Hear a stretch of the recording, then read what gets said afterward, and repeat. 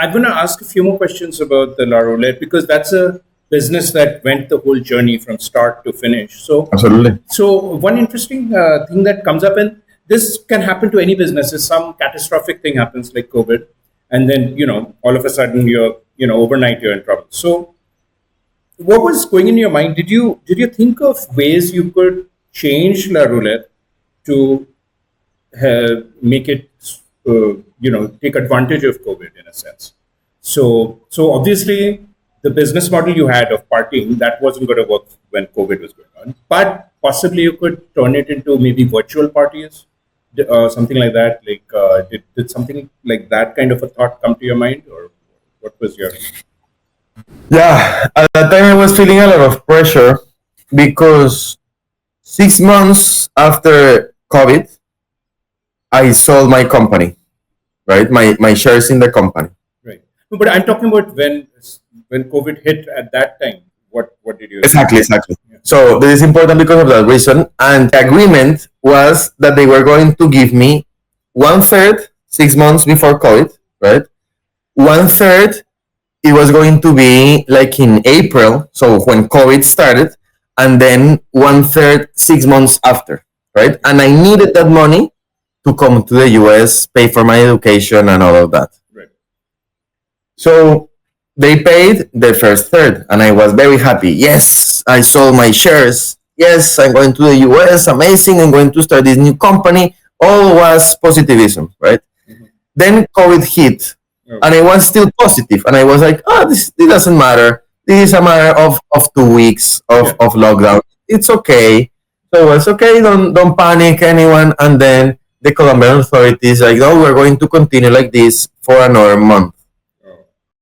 And then I started worrying, and I didn't start worrying because of my company, honestly, but because I was going to, like, if my company went bankrupt, then the people who bought my shares, they were not going to buy them anymore. They were not going to pay anymore, right? So I was, and without that money, how am I going to go to the US? Mm-hmm. So that's when I said, oh, I need to find a solution because these people are not going to pay for it. The first idea, and at that time, it was not only the party business, it was also this product agency for big companies. So the party business started and stopped immediately. Right. COVID happened, and that stopped immediately. Right. Then the other business, some companies were, okay, let's finish what we had, but we're going to stop any other activity. So when that stopped as well, I was panicking. And then we started pivoting and ideating new business ideas on the spot. One of them was, okay, let's try to do a digital party, right? And then it was like, no, people like, no, it didn't work. We weren't able to sell not even one. It didn't happen. Because the digital party is in the finally it's basically lame. you're yourself. Exactly, or you're not going to pay for that. Like, there was nothing we could do. Right. Then we said, okay, what if we send like a cocktail box to the houses of our customers so they can have their drinks? But then it was like people didn't like to drink alone, and like no, so that didn't work either. Then we said, okay, people want to work out. And people cannot go to the gym. People cannot go to have a walk. So let's do something related to working out. And I had a friend that was great at doing Zumba classes. And we hired her. We said, let's do a Zumba lesson. Nothing. Like I remember we tried, and we were getting... The problem with something like Zumba is, again, you don't want to do it alone. Exactly. Yeah. Exactly. I was like, only people who do push-ups, hundreds of push-ups alone, they will do alone. Something like that kind of. 100%. We learned that, and then finally, we were going to launch a new type of event, and these events, all of them were not parties. Some of them were like learning how to prepare your own liquors from scratch, and like they were different kind of themes. Right, like hobbies. And one of the ones we were developing was um, art, drinks and art, right? Right. So we were thinking, oh, we're going to bring the art and the canvas and the paintings to our customers, maybe two bars, and then people are going to drink while they paint and have a nice time, not necessarily a party, but it's a different way of entertaining. And we said, okay, instead of doing this as a party and as an event, let's do it as a product and let's create a box, and that's why we call it art box. And people will receive in this art box their canvas. Mm-hmm. At first, one of my teammates, he would paint by hand and pencil the design they were going to do. Mm-hmm. And we started with generic designs, like for example Freddie Mercury in like this Art Deco style, Right. or like Marilyn Monroe, this kind of people. And my co-founder, by hand, he would paint the silhouette of Marilyn Monroe for then our customers to put color and life into that.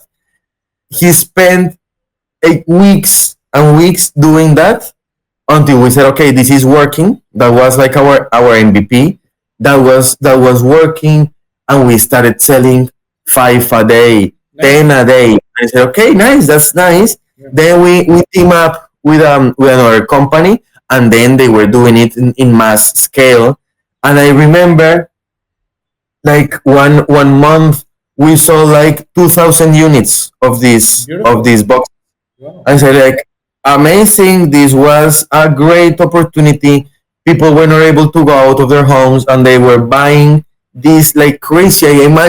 I remember one customer, she bought 16 art box, 16 to paint with her family, with her grandma and all for the Right. for the whole week. And then she sent us the whole 16 paintings. That was amazing. And with that, um, I got my second payment, and I was like, okay, nice.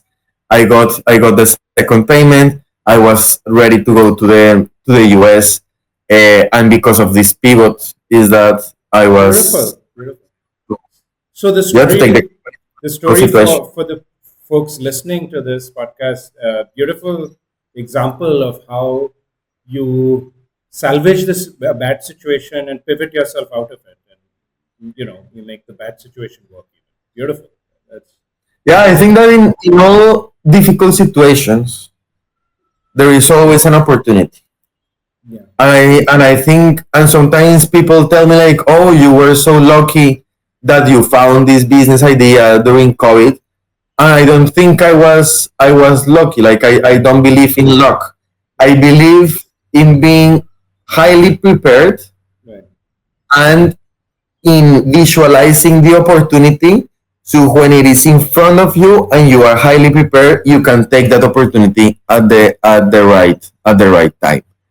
And I guess that was my luck. But being lucky is a skill, and it's a skill that you have to develop. And how you develop it, being out there, reaching out, pushing your boundaries, being persistent, and shipping products, uh, Right. until one of them, like, you're going to hit Right. that target if you keep being perseverant and you keep trusting in your capabilities of being great, and your capabilities not even of being great but of improving every time. It doesn't matter if you're not great right now, you can become great in whatever you want if you practice all the time, and if you put the intention and purpose of being Wonderful. that Yeah. person you want to become.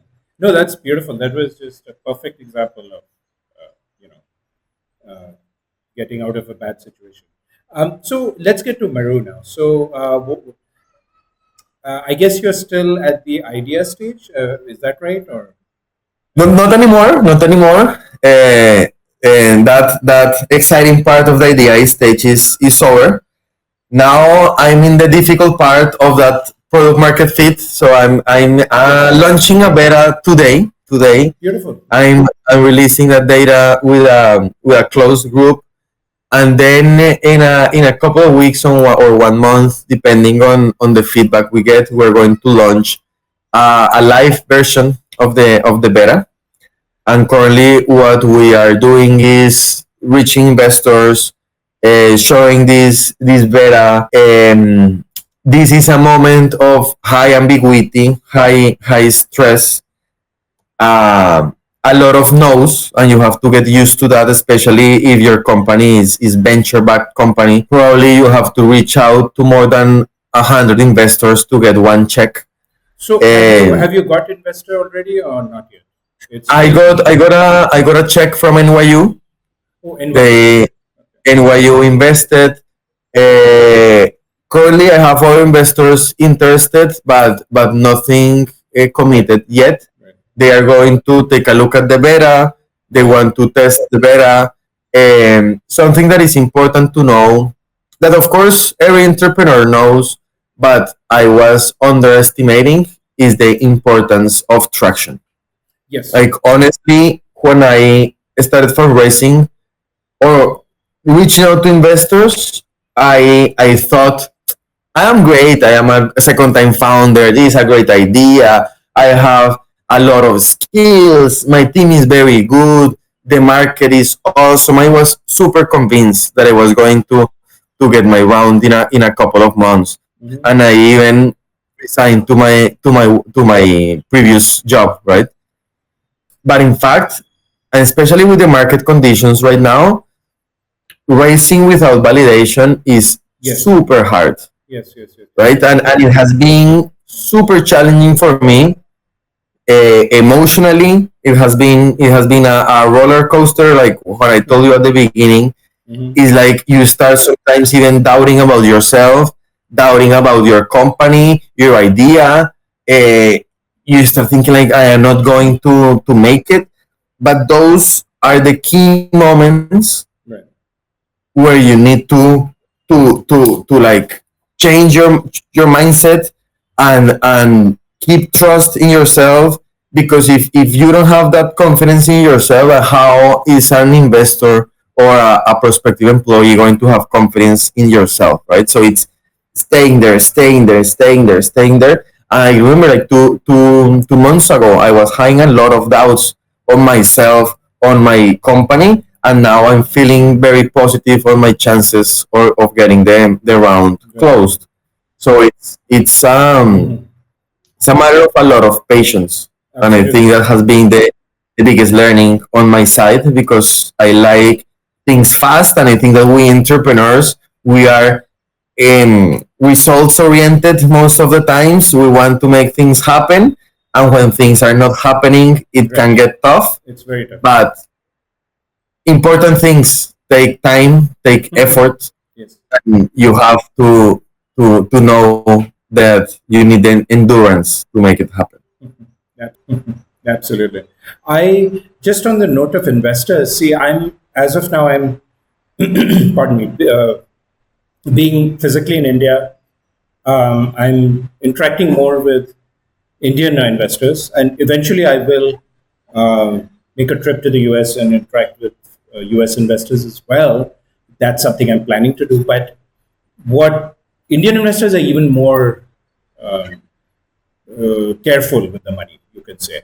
So they just want, you have to have a certain number of users, you got to be making money. You don't have to be profitable, but you have to be showing proof that whatever it is you're doing will make money. So some amount of cash flow has to be coming in. Preferably you are EBITDA positive, which which is pretty challenging. And to me, that's kind of pointless, because if I'm at that point, I don't need your help, I don't need your money. But but Absolutely. but but the point is, they want all these things. So, for example, I'm at a point where I'm going to be releasing 2 months from now, and I know for a fact no one here is going to invest anything at this stage. I have to get to a certain number of users, and that's when there'll even be some small amount of interest. And even then, it's going to be challenging. I'll have to have that many users and money coming in. Then something will happen. So it's kind of tough out here, investor wise, for what for what that's worth. Yes, I think that in the very early stages, Hmm. when you don't have that validation, that revenue coming in, and I think that this is what I'm doing right now, is focusing on small checks, and maybe people that can invest $5,000, Yes. $3,000, $10,000, something that is not more than a salary to them, Right. So you're right? talking more family and friends. More family and friends. I like to call it believers. Okay. Yeah. These believers might not be your family, because maybe your family Because you is can't really call them angel investors either, because angel generally puts in like at least 100,000. they can certainly be angel investors, Right. but some of them don't need to be angel investors. They can be, for example, your good friend who is working at Google, Right. right? Or not necessarily your good friend, like the person, Friend of a like friend. you play tennis with that person, Right. and maybe in my case I'm good at sports, right? And especially racket sports, and people know that I'm highly competitive, that I put everything in the match. Like, Okay. I would do whatever it takes to win the match, even if it's a friendly match, right? And people Right. know that, and people like to play with me because of that, right? Mhm. So people, maybe those people, they don't know me as an entrepreneur. Right. They don't know all my capabilities, but they know me as a person. Even though maybe I don't go to have a dinner with them, I don't go to have drinks with them, I only play tennis with them, Right. Right. but they know my capabilities. For example, those people, I can tell them, hey, you believe in me, you know how I take seriously my tennis matches, like I do even more in my startup. Give me $5,000. That for you it's only a week of salary, for example, Right. right? And those people that believe in you, and if you offer them a good deal, maybe you tell them like your valuation cap is going to be 2 million, so something that is aggressive for you, but maybe you only raise 50,000, 1,000 with that valuation. And especially as you from India and from Colombia, we can get a lot things done with $50,000, with Yes. $1,000. We can do a lot of things, Yes. right? Yes. I think it's a better approach. I think I personally lost a lot of time, not necessarily lost, because I have been building important connections with investors, but I was thinking and I was approaching institutional investors wanting to raise the 800K that I'm raising like this from one person, from one fund. But in reality, is not like that, and you probably would Yes. need hundreds of small investors. Not like that, and you probably would Yes. need hundreds of small So investors. tell me, this in this example, this tennis friend of yours, you get 5,000 from him. What do you give him? Do you give him a small amount of equity, or like? To be 100% transparent, I am raising a 600K round with a 4 million maximum valuation cap. But for these people, I'm only raising $50,000 like that, and I'm offering a 2 million valuation cap. So it's already a 50% discount for them, and that's how they also get excited about the idea, About because you, it's right? like, okay, I'm just going to give this guy $5,000. This guy is going to raise the rest of the round in, let's say, 6 months to 1 year, and I'm going to get 50% increase already, right? Right. So it's how to sell that opportunity from an economic perspective, as well as from a mission perspective, and you need to find people that believe in your mission, and hopefully it's somehow meaningful to them as well. Right. So sorry, pardon me. So, but do you actually give them some sort of a promissory note that, Yeah, it's a safe. yeah, It's a safe, and that's easy document. You can find a document in the Y Combinator website. Okay. You only change Got it. Got it. a couple of things, and that's it. Okay. Nice. Nice. Nice. So you like a $5,000, whatever, 2 million divided by 5,000, however much that comes into by one share or two shares or whatever the case may be. Yeah, exactly. Something like that. Yeah, yeah. Beautiful, beautiful. No, that's good to know. And you know what? That's what should be done as well. A lot of times, startup entrepreneurs they get stuck just thinking what you were saying. I'll get all the money I need from one or maybe two people or venture capital fund, hedge fund companies or whatever the case may be, and that doesn't happen because those guys are the most difficult to get from. They have all these rules, regulations, this, that. They want to see you making millions of dollars, and by the time they even want to even touch you. So a lot of times the answer would be something like what you're doing, which is to get from people, friends of friends, let's say, something like Yeah. that. So yeah, that's perfect. Another example of you doing something very, very perfectly. Brilliant. Great. Yeah. Yeah, yeah. Um, so I guess you've already told us that's what you're doing. So I think we're also running out of time. Did you have any final advice for our viewers, for budding? Yeah. I think a couple. I Okay. think work on something that you feel passionate about. That's key, because the roller coaster ahead is going to be wild. And if you are not passionate about the problem, the mission, and the product you are building, is going to become very, very, very tough. So that is one thing. Other is the persistence, the patience, the grit you need to develop. You're going to have days where you will want to cry, where you will want to smash something, where the days that waking up or going up from bed, it's going to be like a whole thing. It's going to Waking up from bed is going to feel like a massive success, right? Or a big effort. And a big effort, and our listeners might think like, oh, you are putting a lot of fear into this, like, oh, of Yeah. course, no, how am I going to feel like waking up from bed is a massive success? Like, believe me, like when you are feeling in a dark space, where you or in this jungle that I described, where you don't know where to go, that this is a big toll for you mentally, and it's going to happen. I'm not even saying like if this happen, or it's going to happen, and you Yeah. have to be prepared for that moment. Know that it is normal. Yes. Know that highly experienced entrepreneurs, very successful entrepreneurs, also experience this.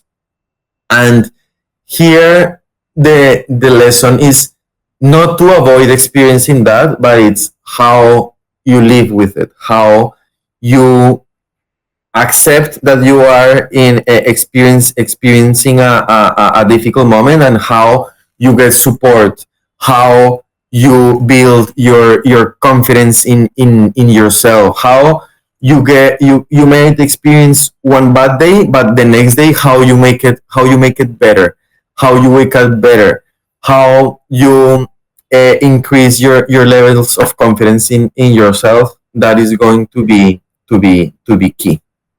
And also making sure that you are surrounded with smart people, Yes. with capable people, people that inspire you, and hopefully people that are experiencing the same journey. Because I think that if we only surround ourselves with friends who are experiencing the 9 to 5 job, it can even become more Yes. challenging, Yes. Definitely. right? Wonderful. So Wonderful. I wish all of the listeners a great luck in their journeys, and more than luck, a lot of grit, a lot of persistence, and good energy in the journey ahead. Wonderful, wonderful. Well, thank you so much, David. For the viewers, David's information is going to be down in the description, so feel free to check it all out. And of course, as always, put in your comments and tell us what you thought about everything he said. I'm sure a lot of it was very, very valuable to all of you. So again, thank you so much, David. And I think maybe we'll do a part two in the future, and with Meroo being a big success, and we'll talk about that. Absolutely.